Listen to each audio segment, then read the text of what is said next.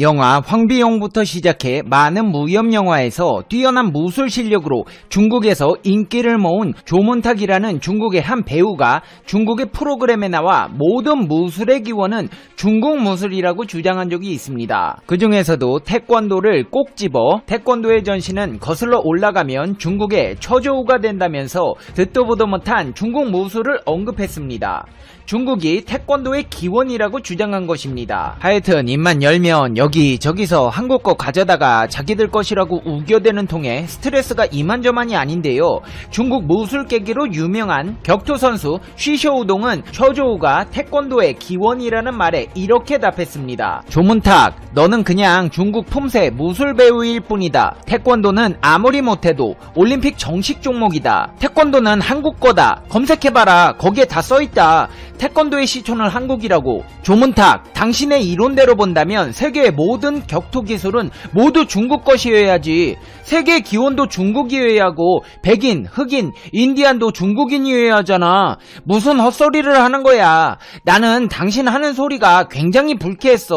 어느 나라든 본인들의 정수가 담긴 무술이 있는데 당신은 무슨 근거로 모두 중국 것이라고 하는 거야. 국가 인류 대형 프로그램에서 태권도가 중국 것이라고 하다니 진짜 너무 심한 거 아니냐? 아부를 떨어도 정도가 있지. 당신의 그 말은 당신의 무지함과 멍청함을 적나라하게 보여줬다. 하나만 물어보자. 왜 아직도 중국 무술은 이 모양일까? 알려주세요. 연기할 거면 연기나 해. 헛소리 하지 말고. 너무 쪽팔린다. 이건 중국인 망신시키는 일이다. 이렇게 말한 중국 격투기 선수 쉬쇼우동은 실제로 이종 격투기로 중국의 무술 고수들을 때려잡으며 엄청난 화제를 모으고 있는 사람입니다.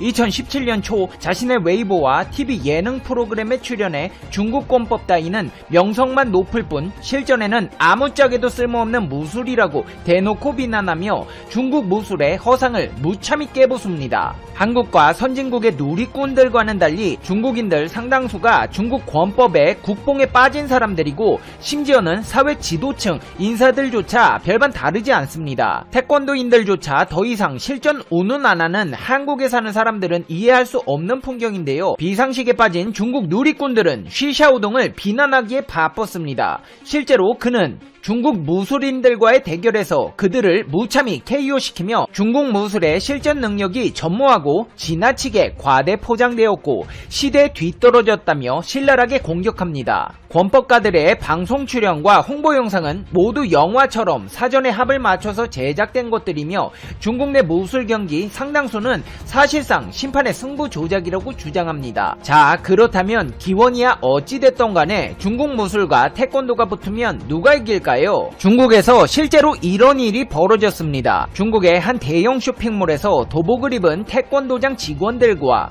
태극권 등 중국 전통무술 학원 직원들이 집단 난투극을 벌인 것인데요. 장수한 공안에 따르면 창수시에 위치한 쇼핑몰 완다광창에서 태권도장과 무술학원 직원들의 난투극이 벌어진 사건이 있었습니다. 싸우게 된 이유도 참 황당합니다. 이 사람들이 왜 싸웠냐 하면 쇼핑몰에서 영업하던 태권도장과 무술학원 직원들이 홍보 광고물을 뿌리는 문제로 말다툼을 벌이다가 발생한 것으로 조사되었는데요.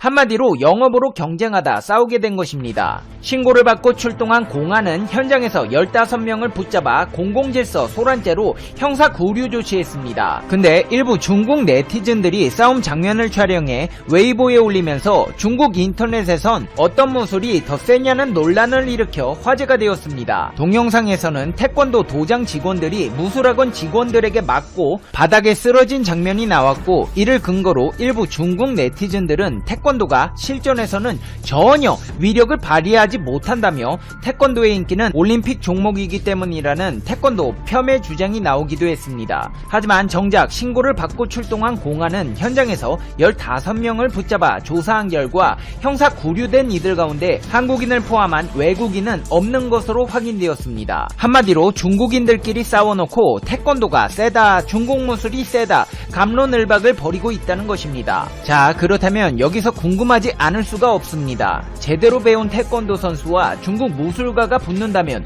누가 이기게 될까요? 그건 상황마다 다릅니다. 태권도 파이터 하온피오 선수의 인터뷰를 들어보자면 모든 격투 스포츠는 강하다. 약한 사람이 약한 것이다. 태권도는 약하지 않다. 강한 사람이 이기는 것이고 약한 사람이 진다는 말을 했습니다. 그리고 실제로 하온피오 선수는 쿵푸를 베이스로 하는 중국의 파이터 구오스시엔 선수와 경기를 펼치기도 했습니다. AFC 엔젤스 파이팅 챔피언십 13회에서 하온피오 선수는 입식 라이트급 경기를 가졌는데요. 태권도, 쿵푸 등 양 국가를 대표하는 종목을 수련한 선수들의 대결이니만큼 이 경기는 중국과 한국 격투기 스포츠 팬들에게 엄청난 관심을 모으기도 했습니다. 만화 태권브이 주제가가 흘러나오는 가운데 도복을 입고 무대에 들어선 하온표는 태권도가 격투기에서 통하는 운동이라는 것을 증명하고 싶다. 최고의 발차기를 보여주겠다라는 각오에 걸맞는 경기력을 보여줬습니다. 1라운드부터 태권도의 발차기를 보여주며 위협적인 모습을 보이던 하온표 선수는 화려한 발기술로 1라운드 30초를 남겨두고 다운을 얻어냈습니다. 태권도의 매운맛 발차기에 얼굴이 멍이 든 중국 쿵푸 파이터 구오스시엔 선수는 중국의 자존심을 걸고 싸우는 만큼 다시 일어나서 싸우겠다는 의지를 보였습니다. 그러나 곧장 하온표 선수의 화려한 뒤돌려차기에 앞면을 강타당하고 곧장 나가 떨어지는 굴욕적인 모습을 보였습니다. 두 번이나 다운을 당한 구오스시엔 선수, 이쯤 되면 포기할 법도 한데요. 쿵푸의 자존심이 걸린 문제라 쉽게 포기할 수 없었는지 다시 한번 일어나 3세범 도전하는 모습을 보이며 투지를 불태웠습니다. 하지만 하온표 선수의 발차기에는 자비가 없었습니다. 기다렸다는 듯이 다시 한번 뒷발차기로 쓰러뜨리고 승리를 예감한 듯 포효하는 모습을 보였습니다.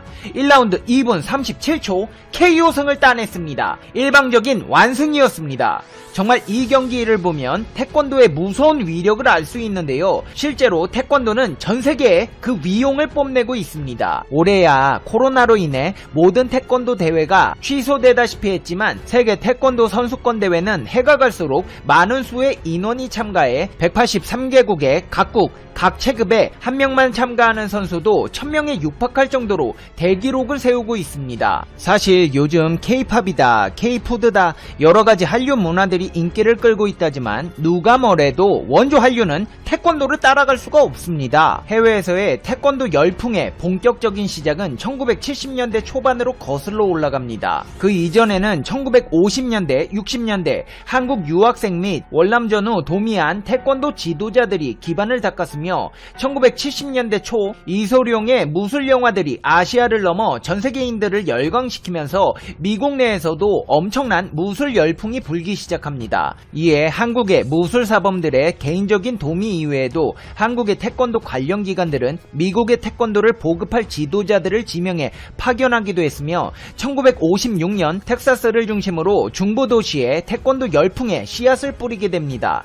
특히 1988년 서울 올림픽에서 태권도가 처음으로 올림픽 시범 종목으로 포함되고 2000년 시드니 올림픽에선 정식 종목으로 채택된 후 미국 내에서의 태권도 위상은 더욱 높아지게 됩니다. 2015년도 기준 한인 약 20만 5천 명이 거주하고 있는 동남부 6개 주에서의 태권도 위상은 동남부 태권도 연맹을 주축으로 미국 전역에서 가장 높은 수준입니다. 미국인 사범들이 관장으로 있는 도장 수는 조지아주만 해도 100여 개가 넘는 것으로 파악되고 있으며 조지아, 테네시, 플로리다, 사우스 노스캐롤라이나 등 동남부 6개 주를 합치면 거의 800개에 육박하는 것으로 알려져 있습니다. 미국뿐만이 아닙니다. 태권도 진흥재단은 문화 콘텐츠로서의 태권도 가치를 높이고 종목 발전을 이끄는 기구로 현재 미주 등 선진국을 비롯해 중남미, 아시아, 동유럽 등 태권도 저개발 국가에 대한 지원을 꾸준히 지속해온 결과 최근 여러 성과를 거두고 있는데요.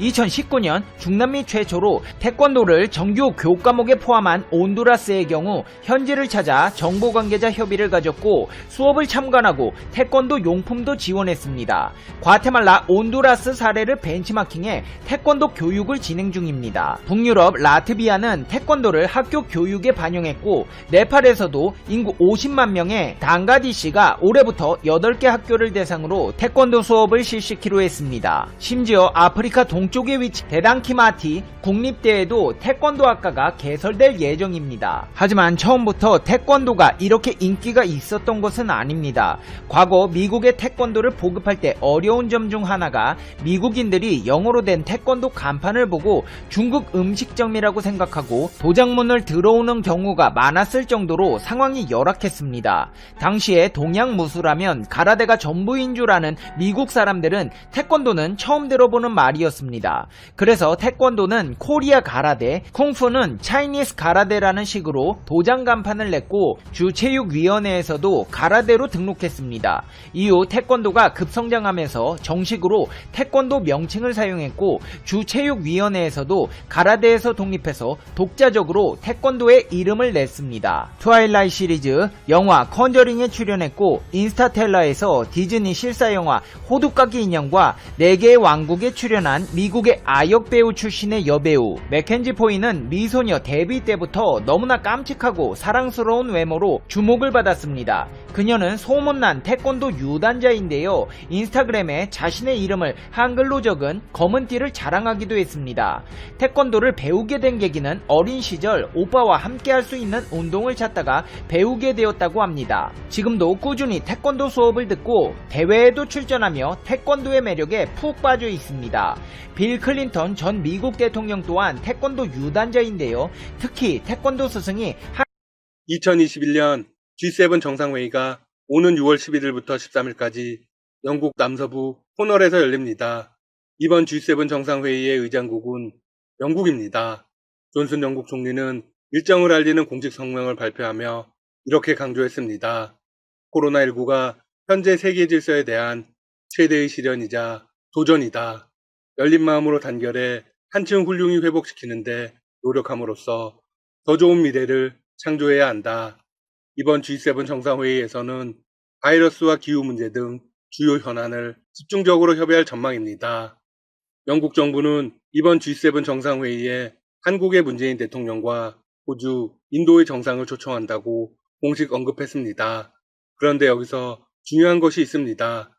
영국 총리실이 3개국 정상을 초대한 이유를 이렇게 설명한 것입니다. G7에 이들 3개국을 더한 민주주의 10개국 D10 체제의 연대를 강화하기 위해서 초청한다. D10 확대 개편을 대놓고 언급한 것입니다.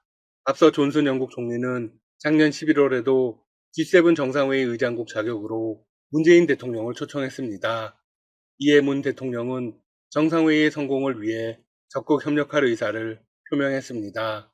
영국 정부는 초청 국가들이 세계 최고의 민주주의 국가이자 기술적으로 가장 발전한 나라라는 점을 강조했습니다. 영국 정부는 이렇게 속내를 드러냈습니다. 총리의 야심은 G7을 활용해 전 세계의 민주적이고 기술이 발전한 국가 간 협력을 강화하는 것이다. 그러면서 기존 G7 국가와 세계의 게스트 국가를 합하면 전 세계 민주주의 체제하에 사는 인구의 60%를 대변하게 된다고 강조했습니다. 이쯤 되면 영국은 개편을 확실히 원하고 있습니다. 러시아를 제외한 것도 신의 한 수입니다. 영국 정부는 이번 정상회의가 민주주의 국가 간 협력을 위한 틀이라는 점을 분명히 밝혔습니다. 그래서 트럼프 대통령과 달리 러시아를 초청 대상에서 제외한 것입니다. 지난 G7 의장국이었던 미국의 트럼프 대통령은 G7 정상회의에 한국, 호주, 인도와 함께 러시아를 초청하고 싶다고 밝혔습니다. 트럼프 대통령은 G7이 구식의 국가 그룹이라는 입장을 피력하며 G7을 G11이나 G12로 확대하는 개편론에 불을 붙였습니다. 하지만 몇몇 참여국들의 반대로 잠정 보류되었습니다.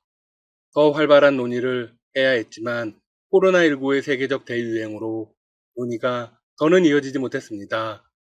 당시 독일과 캐나다의 경우 러시아의 참여에 대해 반대 입장을 분명히 했습니다. 러시아는 원래 G8 회원국이었지만 2014년 우크라이나 크림반도 병합 이후 다른 회원국의 반발로 G8에서 제외되었습니다. 유럽의 입장에서 보면 러시아의 행보는 민주주의와 거리가 먼 게 사실입니다. 이후 G8은 G7은 환원된 상태로 유지되고 있습니다. 독일 등이 러시아의 G7 재합류에 부정적인 입장을 밝히자 러시아 역시 대수롭지 않다는 듯 대응했습니다. 크렘린궁 대변인은 지난해 7월 이런 공식 입장을 발표했습니다. 러시아는 G7에 합류하려고 애쓰고 있지 않다. 러시아는 현재의 세계 현실에 더 잘 부합하는 G20과 같은 협의체의 업무 효율성에 아주 만족하고 있음을 여러 차례 얘기해 왔다. 이제 독일과 캐나다는 G7의 확대 개편에 반대할 명목이 없습니다. 러시아가 확실히 배제되었기 때문입니다. 남은 변수는 크게 두 가지입니다. 바로 일본과 중국이죠. 우선 일본은 지난해 개편론이 불거졌을 당시부터 한국의 G7 참여를 꺼리는 모습을 보였습니다. 현재 G7에 일본이 아시아 국가로는 유일하게 참여하고 있는 만큼 한국을 포함한 확대에 부정적이라는 것이 일본 언론의 설명입니다. 일본이 아시아의 맹주일까요? 전혀 그렇지 않습니다. 일본은 이제 발전과 성장이 멈춘 나라입니다. 여전히 과거의 영광에 얽매여 있죠. 회원국 확대는 현 회원국 모두 동의해야 합니다. 현재 한일 관계 악화로 일본의 동의는 기대하기 어렵습니다. 하지만 일본 역시 대세를 따를 수밖에 없습니다. 미국과 영국이 강력하게 주장할 경우 눈치 보기식으로 동의를 할 수밖에 없다는 것이죠. 무엇보다 반대할 명목이 없습니다. 또 하나의 문제는 G7에 중국이 빠져 있다는 점입니다. 사실 D10으로의 개편은 중국을 견제하기 위해서입니다. 미국 차기 대통령인 조 바이든 당선인은 G7 정상회의에서 외교 무대에 정식으로 데뷔할 가능성이 큽니다. 첫 무대에 공을 들이고 있는 만큼 구체적인 청사진을 제시하려고 하겠죠? 그러면 한국이 포함될 가능성은 더욱 커지게 됩니다. 바이든 당선인은 동맹의 중요성을 강조해왔고 중국을 견제하기 위한 연합전선 구축에 열을 올리고 있습니다. 다만 미국이 한국을 향해서 선택을 강요할 경우 문제가 될 수 있습니다. 한국의 입장에서는 중국과의 경제 협력이 중요한 문제입니다. 중국은 한국의 최대 무역 상대국입니다. 아무튼 올해 정상회의에 게스트 국가로 초청받은 것만으로도 높아진 한국의 국제적 위상을 알 수 있습니다. 영국 측의 설명대로 민주주의 국가면서 높은 기술적 발전을 이룬 국가로 인정받았기 때문입니다. 전 세계가 이를 인정하고 있다는 것입니다. 또한 영국은 확실하게 D10을 위한 포석을 깔았습니다. 영국 정부의 입장에서는 G7이 확대되더라도 러시아를 제외한 민주주의 국가로 한정해야 한다는 입장을 확고하게 밝힌 셈입니다. 현재 G7은 미국, 영국, 프랑스, 독일, 이탈리아, 캐나다, 일본 7개국입니다. 여기에 한국, 호주, 인도가 들어가면 더욱 큰 그림이 그려질 듯합니다. 한편 일본의 속 좁은 행동이 계속되고 있습니다. 일본의 스가 총리가 남관표 주일 한국 대사의 이임 면담 요청을 거부한 것입니다. 한국 대사가 이임 때 일본 총리와 면담하는 것은 관례입니다. 문재인 대통령이 한국을 떠나는 도미타 고지 주한 일본 대사를 만나 진중한 대화를 나눈 것과 상당히 비교가 됩니다. 외교적 결례라는 지적이 나오고 있습니다. 한일 외교 소식통에 따르면 남 대사는 스가 총리와 대면 인사를 위해 일본 총리 관저 측과 일정을 조율했지만 면담하지 못하고 전날 일본을 떠났습니다. 일본 언론들은 이것이 한국 관계에 대해 일본 측의 항의라고 보도했습니다. 스가 총리의 태도는 아베 전 총리보다도 더 옹졸하다는 평이 나옵니다. 전임 이수훈 대사가 일본을 떠날 때는 아베 총리와 이인 면담을 했기 때문입니다. 당시 2019년 4월로 강제징용 갈등으로 양국 관계가 무척 나빴습니다. 현재 스가 내각의 지지율은 33%입니다. 70%에서 시작했던 지지율이 불과 4개월 만에 33%까지 떨어진 것입니다. 일본 역사상 1위의 기록입니다. 자민당 내에서는 이제 스가로는 유지가 어렵다는 이야기가 나옵니다. 만약 30% 이하로 떨어지면 퇴진 말고는 답이 없습니다. 일본 내각 존립의 기준은 지지율 30%입니다. 상황이 이렇게 된 이유는 코로나19 대응입니다. 자민당의 한 간부는 마이니치 신문과의 인터뷰에서 이렇게 말했습니다. 지지율 하락의 원인은 모두 코로나19이다. 지금 국민의 짜증과 불만이 가득 차 있다. 일본은 한국의 G7 가입에 반대하면서 내부 관리도 못하고 있습니다. 한국보다 열악한 나라가 G7이라는 사실이 의아하지 않나요? 지금까지 닥터시사TV였습니다. 여러분 시청해주셔서 감사합니다. 구독과 좋아요 부탁드립니다.